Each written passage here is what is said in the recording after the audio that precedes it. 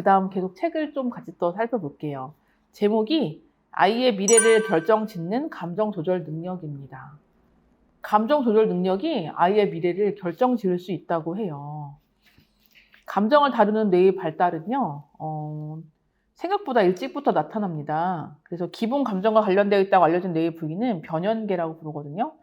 이곳은 생애 초기부터 발달이 이루어져서 아이가 언어를 완전히 이해하지 못하는 시기에도 부모의 행동을 통해서 감정들을 발달시켜 나가고 느끼고 익혀 나가게 됩니다.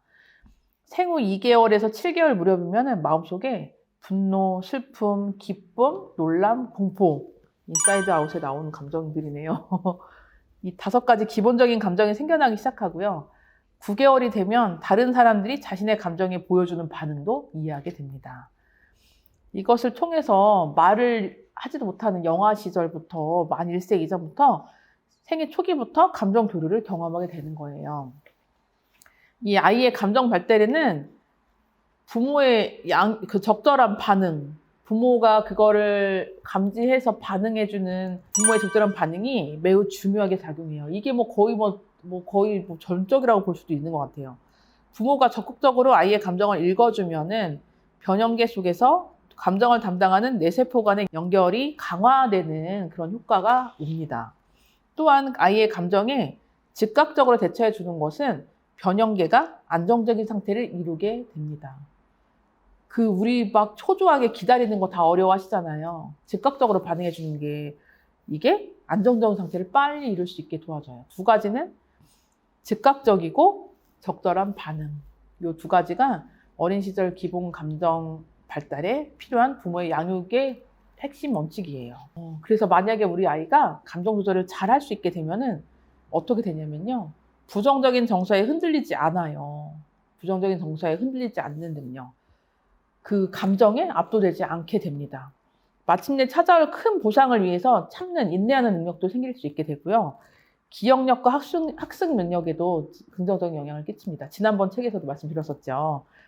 감정을 잘 다뤄나가는 경험은 아이의 학습 능력을 향상시키고 문제 해결 능력도 키워준다고 할 수 있습니다. 그리고 이 감정의 발달은 그냥 우리 아이 개인의 그런 안정감, 정서적인 안정감, 본인의 학습이나 기억력, 본인한테만 중요한 게 아니라 다른 사람과의 소통, 사회성 발달로 이어집니다. 감정 조절이 잘 발달한 아이들은 원하는 것을 얻지 못하는 상황도 유연하게 받아들일 수 있게 되거든요. 그래서 감정을 제때 필요한 만큼만 발산하는 능력은 아이가 자신에게 닥칠 위기를 스스로 예방하는 데도 기여하게 돼요.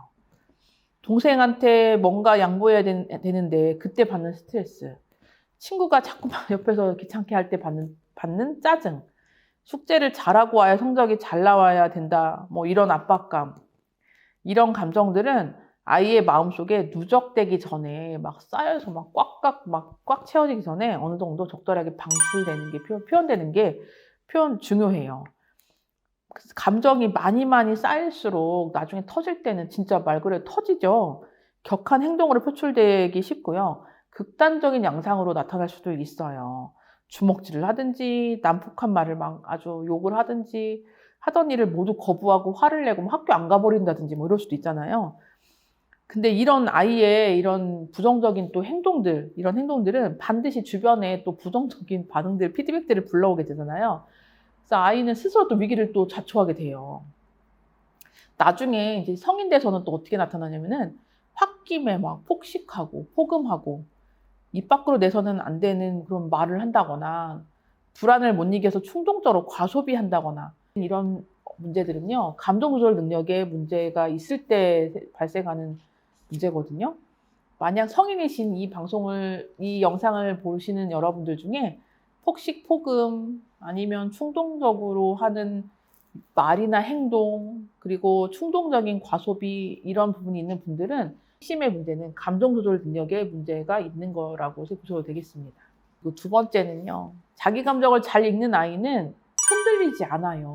흔들리지가 않아요. 우리 처음에 말씀드린 감정에 휘둘리지 않는 아이는 감정을 잘 읽는 아이예요. 감정 읽기가 어려운 아이들은 어떨 때 자기 감정을 잘 읽지 못하냐면요.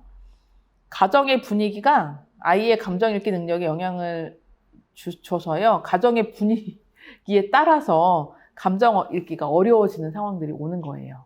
감정보다는 논리, 문제 해결을 너무 중요시하는 집에서 자라는 아이들은 감정을 필요 없는 것, 문제 해결에는 도움이 안 되는 것, 이렇게 생각하게 돼요.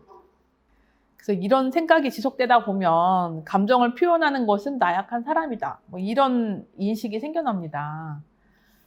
그러다 보니까 감정 표현하는 일을 수치스럽게 느끼거나 감정이 드러나는 것 자체가 창피하다고 느껴져요.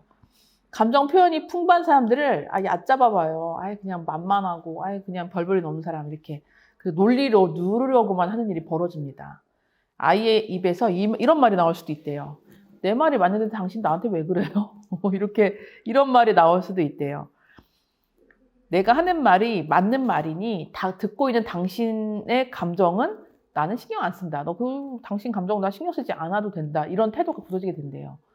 그러면 이 친구는 어떻게 되겠습니까? 친구들이 아무도 상대를 안 해주게 되겠죠. 네. 반대로 그러면 지금 너무 논리에 치중한 집안의 아이들은 이런 친구들이 되고요. 반대로 감정에 지나치게 영향을 받아서 요동치는 집에서 자라는 아이들은 어떻게 될까요? 부모의 감정에 따라서 불별하게 떨어지기도 하고 엄청 갑작스럽게 모진 된소리를 맞기도 하는 그런 가정에서는 아이는 감정을 어떻게 여기냐면요. 불편한 것이라고. 함부로 꺼냈다가는 내가 위험해진다. 이렇게 느끼게 되죠. 그래서 아이들은 감정을 자꾸 숨기고 억압하게 되고 그렇게 되고요. 그러다 보면은 나 스스로 내가 어쩌다가 이렇게 됐지?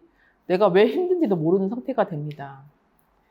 자기 감정을 제대로 읽고 표현하는 법을 알지 못하다 보니까 행동이나 태도가 그 사람의 감정이 돼요.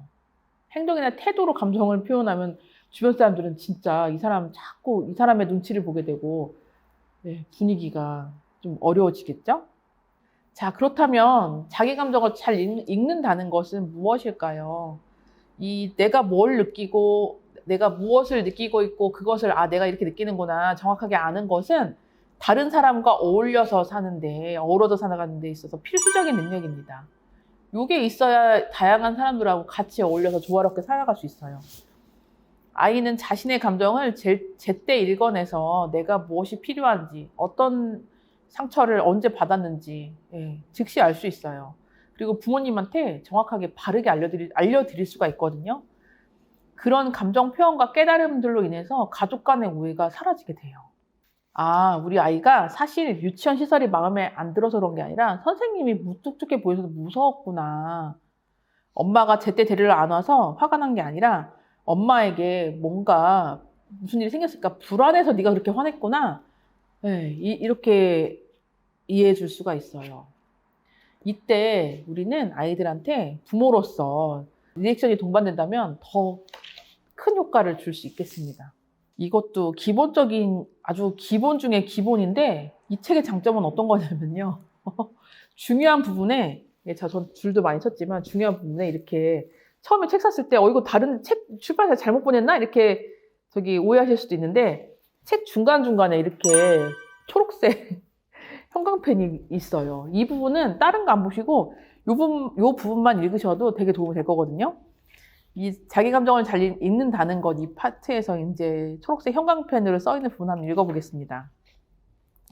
자신의 감정을 자세하게 이해할수록 타인의 감정을 빠르게 파악할 수 있다는 점도 잊지 말아야 합니다. 역지사지의 능력이야말로 또래나 선생님 등 모든 인간관계에서 아이에게 큰 장점이 될 수 있으니까요. 또 한편으로는 이 부분도 좀 부모로서 좀 생각해 봐야 될 부분이 부모들은 아이가 자기 생각이나 욕구에만 충실할까 봐 이기적인 아이가 될까 봐 아이의 표현을 억누르는 경우도 있거든요. 근데 하지만 모든 일에는 순서가 있죠. 타인을 잘 배려를 해주려면은 자기 자신을 잘 배려할 줄 알아야 돼요. 따라서 우리 부모로서 우리들은 먼저 아이의 감정을 잘 읽어주고 아이가 자기 감정을 잘 표현할 수 있도록 먼저 도와줘야 합니다.